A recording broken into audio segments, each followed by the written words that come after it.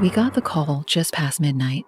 A fire had broken out in the hills above Los Angeles, threatening several high-end properties. Among them was the sprawling mansion belonging to Diddy, the music mogul. I'd fought fires in mansions before, but something about this call didn't sit right with me. Maybe it was the tension in the dispatcher's voice, or the fact that Diddy's team had called directly, demanding a crew be sent immediately, no questions asked. When we arrived, the mansion loomed over the smoky hills like a fortress. The fire hadn't yet reached the property, but the flames licked closer with every passing minute. What struck me first was the silence. Usually, during a fire, there's chaos, screaming, running, sirens. Here, there was nothing but the low hum of generators and the faint crackle of the approaching blaze. Diddy's security team met us at the gate. They didn't look panicked. If anything, they seemed guarded. "You're here to secure the perimeter," one of them said, his voice flat. No introductions, no gratitude, just orders. My captain, a no-nonsense guy, pushed back. "We'll assess the situation first. That's our job." The guard didn't argue, but his jaw tightened. Inside, the mansion was a hive of activity. Staff members rushed about, carrying boxes, loading trucks, but it wasn't furniture or valuables they were moving. It was locked crates, heavy and unmarked. One slipped from a man's grip, and when it hit the floor, I swear I heard a faint metallic clang, like chains. The worker shot a panicked glance at me before quickly securing it and hurrying away. As we set up our gear, the power suddenly went out, plunging the house into darkness. Backup lights flickered on, casting an eerie glow over the chaos. "What's in those crates?" one of my crew whispered. I didn't answer, because I didn't know. But a knot tightened in my stomach. We were directed to the basement, where the security team claimed the fire suppression systems needed inspection. The air down there was thick and damp, like the place hadn't been aired out in years. The walls were lined with shelves holding antique books and artifacts, none of which seemed related to fire safety. At the far end of the room, we found a metal door. It looked like a vault, with a keypad and a reinforced frame. "Stay away from that," barked one of the guards, who had followed us down. His tone wasn't a warning, it was a threat. My captain gave him a hard look, but nodded. "Let's move on," he said. As we climbed back upstairs, the fire outside roared louder, and smoke began to seep through the windows. The staff were still moving those crates, but now their pace was frantic. One of them bumped into me, and I caught a glimpse of his face. He was pale, sweating, and his eyes darted around like a trapped animal. Then came the sound, a low rhythmic pounding, like something heavy was being dragged across the floor above us. It wasn't coming from the staff or the security. It was deeper, heavier, and it made my skin crawl.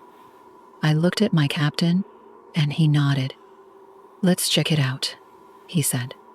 We climbed the grand staircase, our boots echoing in the cavernous halls.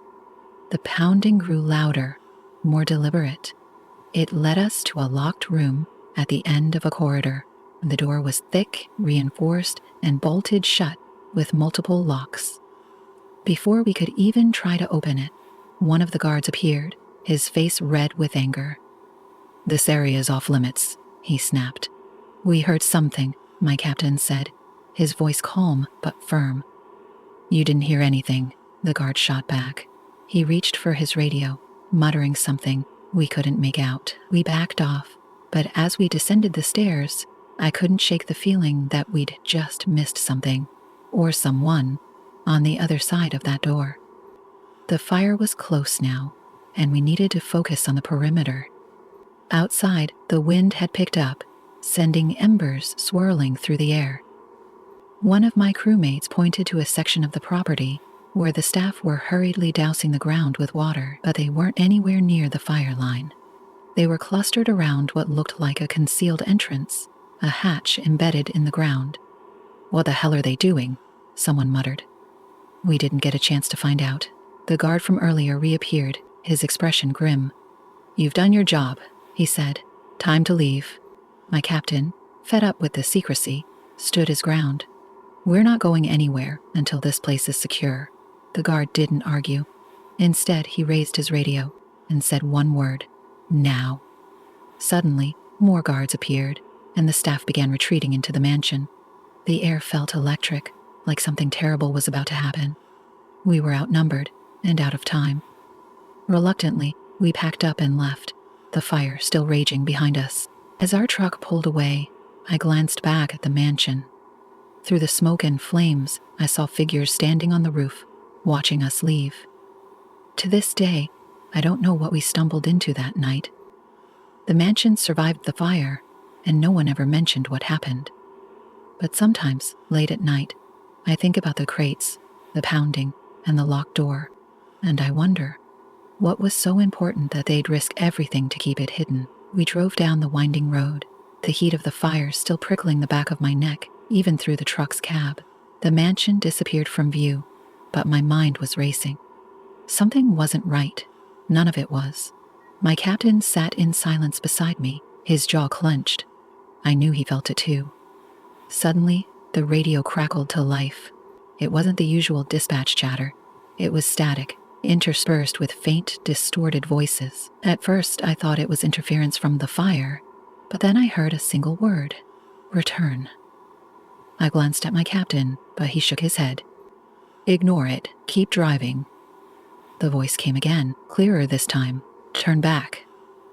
Is that dispatch? One of the guys in the back asked, his voice shaky.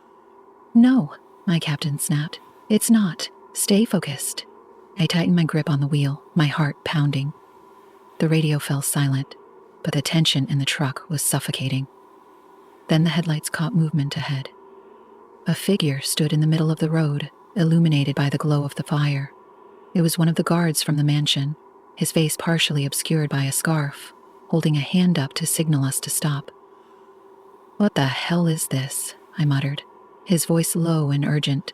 But before I could hit the gas, 3 more figures stepped out of the shadows, blocking the road entirely. Each of them held something in their hands, tools, maybe weapons, and their postures were tense. I stopped the truck, my mind racing. What do they want? The lead guard stepped closer, his face eerily calm. He gestured for me to roll down the window. You're going the wrong way, he said, his voice unnervingly composed. We're heading back to the station, my captain said, leaning across me. Let us through. The guard didn't move. You saw too much, he said, his eyes locking onto mine. My breath hitched. What are you talking about? You should have stayed in your lane, he continued, ignoring my question. Turn around and we'll forget this ever happened. Like hell, my captain snapped. Move, or I'm calling the police. The guard smirked, his calm demeanor cracking just enough to show the malice beneath.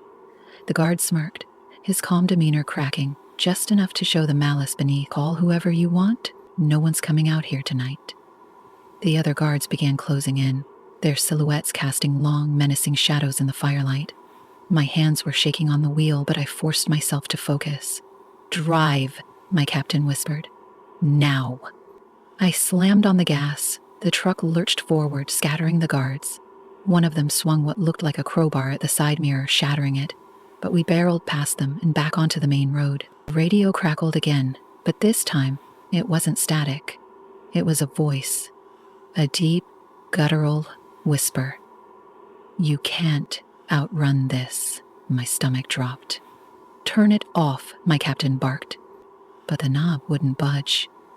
The voice grew louder, repeating the phrase over and over until I yanked the cord out of the radio entirely. We didn't speak the rest of the way back. By the time we reached the station, dawn was breaking and the fire was finally under control.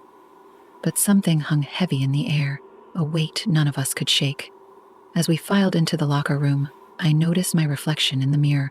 My face was pale, my eyes wide and bloodshot, but there was something else, something etched faintly in the glass behind me. Words, you're not safe. I spun around, but there was nothing there, just the hum of the station and the distant wail of sirens. We never spoke of that night again, not to each other, and certainly not to anyone else. But every now and then, when I'm driving alone or sitting in silence, I swear I can hear that voice again, faint and mocking. You can't outrun this. And deep down, I know it's right. The silence in the station was unsettling, an unnatural quiet that made every creak of the walls and hum of the lights feel amplified. I couldn't shake the feeling that we hadn't left whatever was haunting us back at the mansion. It had followed us, like a stain we couldn't scrub off. As I stripped off my gear, a strange smell wafted into the locker room. Something sharp and acrid, like burnt plastic mixed with rotting meat. I glanced at my captain, who was sitting on the bench, staring at his hands. His face was pale, and his eyes had a distant, glassy look. "Do you smell that?" I asked, my voice barely above a whisper. He didn't answer. Instead, he slowly lifted his head and looked at me, his eyes filled with something I couldn't quite place. Fear, or maybe regret. "Check your gear," he finally muttered. I hesitated, but opened my locker. My turnout gear was hanging neatly, just as I'd left it. But the smell was stronger now. When I pulled the jacket off the hanger, a folded piece of paper fell out. My heart skipped as I picked it up and unfolded it. The words scrawled across the page made my blood run cold. "You shouldn't have left. Captain." I turned to show him the note, but he was gone. The locker room door was swinging shut, and I could hear his heavy boots echoing down the hall. I ran after him, my pulse hammering in my ears. "Captain, wait!" He didn't stop. He marched straight into the garage where the truck sat gleaming under the fluorescent lights. He was heading for our truck, the one we'd taken to Diddy's mansion. "Captain, what are you doing?" I shouted. He didn't respond. Instead, he opened the truck's cab and climbed inside. I followed, my fear mounting. He was sitting in the driver's seat, staring at the dashboard. "Something's wrong," he muttered, his voice shaky. "I need to check it." "What do you mean? Check what?" I asked, stepping closer. Before I could stop him, he reached under the seat and pulled out a small black box. It looked like some kind of recording device, sleek and unmarked.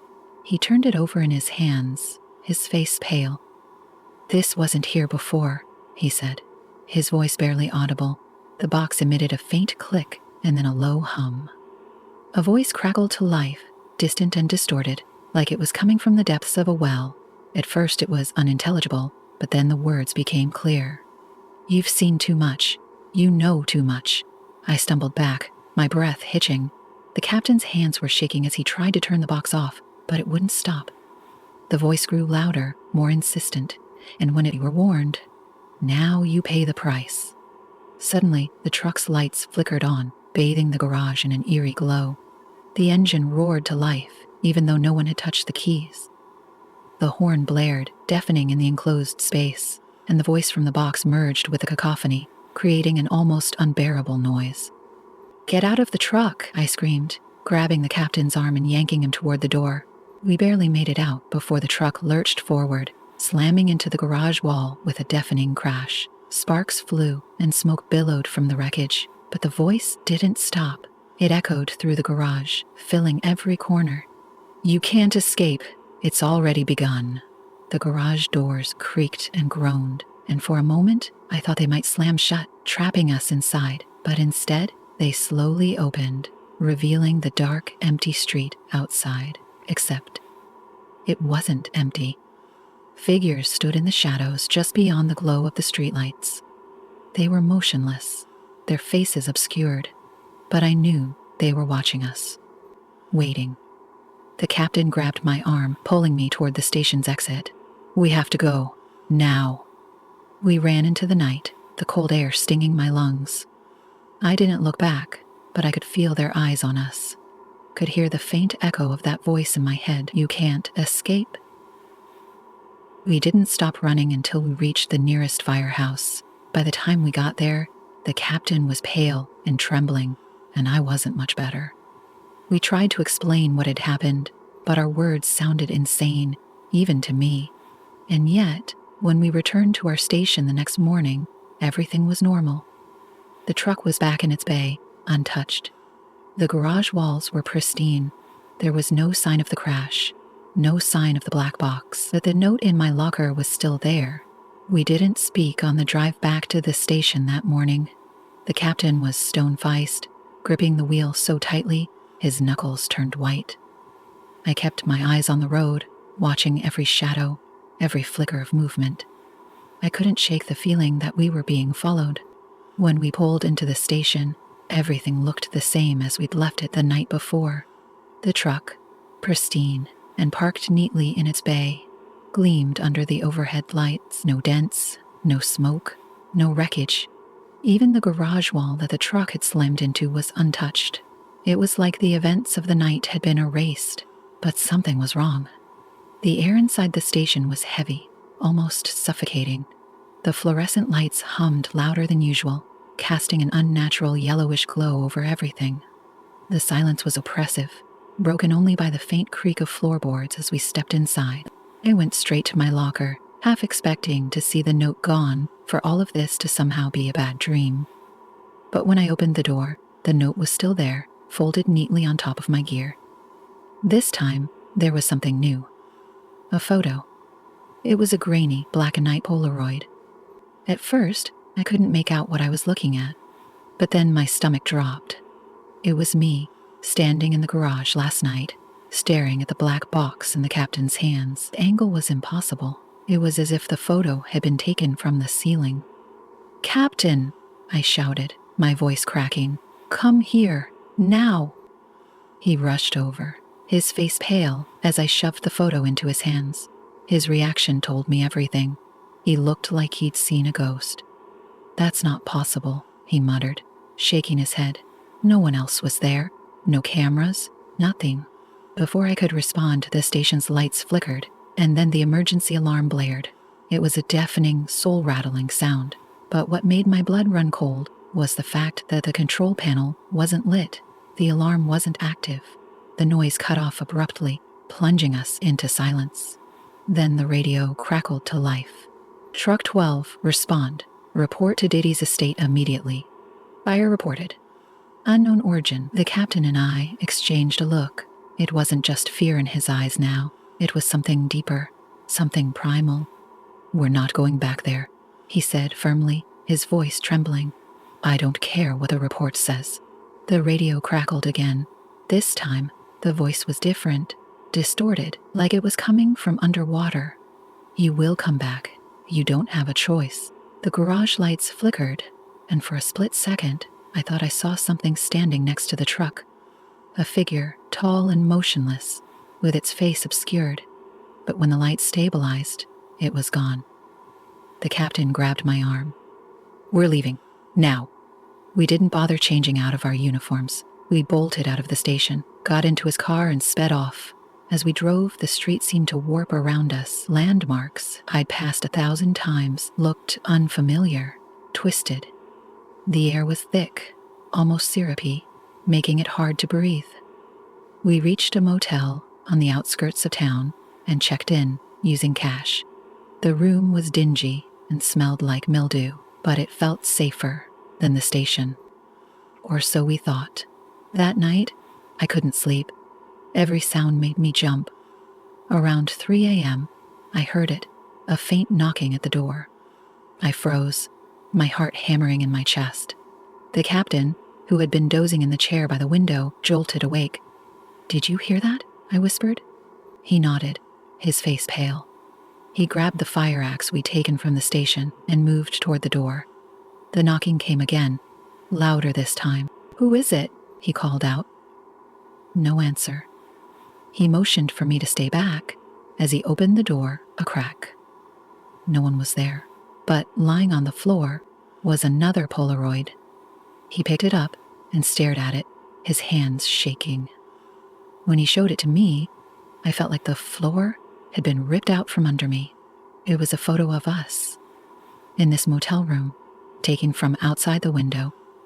We turned to look at the window, but the curtains were drawn. Slowly, the captain reached out and pulled them back. The parking lot was empty, save for our car, but in the corner of the window, written in what looked like smeared ash, were the words, "You'll never leave." The captain backed away, his face ashen. "We need to go," he whispered now. We grabbed our things and bolted, not caring where we ended up. As we drove into the night, I glanced in the rearview mirror and saw it. The mansion, impossibly far away, yet looming like a specter, its windows glowing faintly. The road stretched endlessly ahead of us, but no matter how far we drove, I couldn't shake the feeling that we weren't escaping. We were being watched, herded, like prey in a trap we couldn't see. The captain didn't say a word. He just kept driving, his knuckles white on the wheel, and then the radio crackled again. "You can't outrun this. You belong to us now." We didn't stop driving, but deep down, I knew it didn't matter. Wherever we went, it would find us. It always would.